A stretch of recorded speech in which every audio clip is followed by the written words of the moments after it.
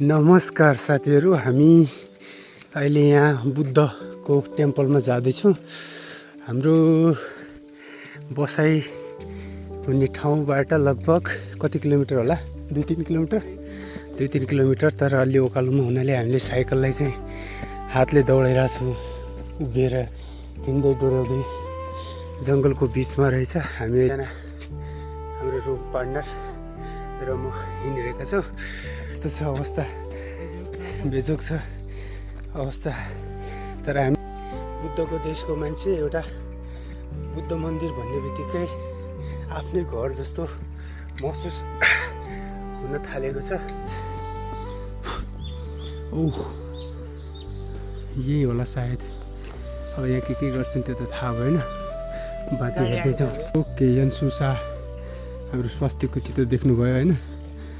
यो चाहिँ अब लगभग यहाँबाट कति किलोमिटर होला, किलोमिटर छैन होला, 500 हजुर 300 मिटर कहाँनिर छ? ए ल, 300 मिटर टाढा रहेछ।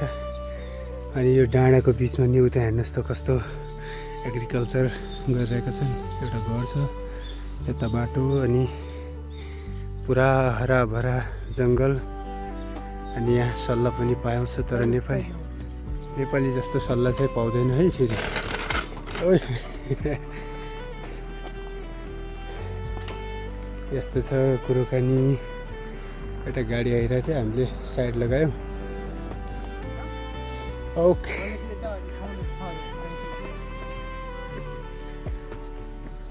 ल अब एकचोटि हामी बुद्ध मन्दिरमा गइसकेपछि तपाईँलाई भिडियो देखाउँछु।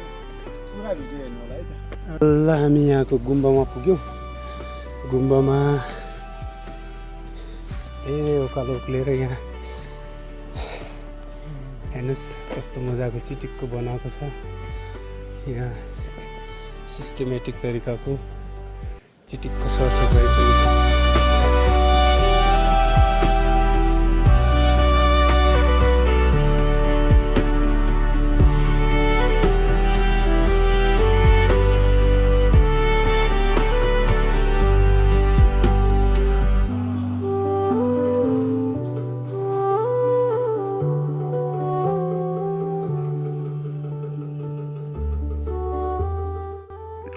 उहाँ हाम्रो भाइ हुनुहुन्छ, सँगै बसेको, तर उहाँ बुद्धिस्ट नै हुनुहुन्छ। कसरी के गर्छन् भन्ने सबै कुरा थाहा रहेछ र मलाई पनि बताउनु भयो भाइले चाहिँ। तर मलाई चाहिँ यत्तिकै के हो भन्ने राम्रोसँग थाहा थिएन।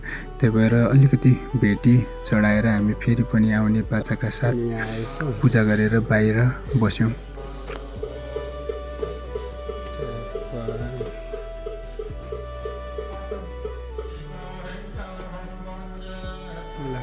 सायद पाथी होला होइन।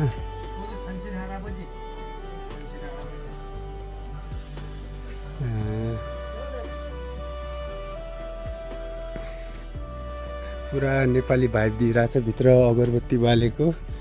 अनि यतापट्टि यस यहाँ हाम्रो बुद्धको एउटा स्तूपा स्ट्याच्यु छ, हेर्नुहोस्।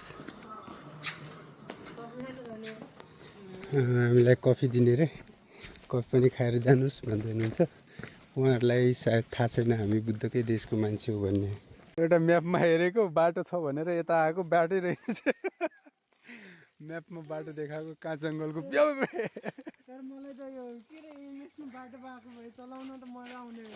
मठतिर अलि चिसो नि छ। हेर्नुहोस् त कस्तो राम्रो जङ्गलको बिचमा गएको थिएँ। कस्तो राम्रो आएको भाइ यार, हेर त यहाँ, हेर त। ल लु हेर त यी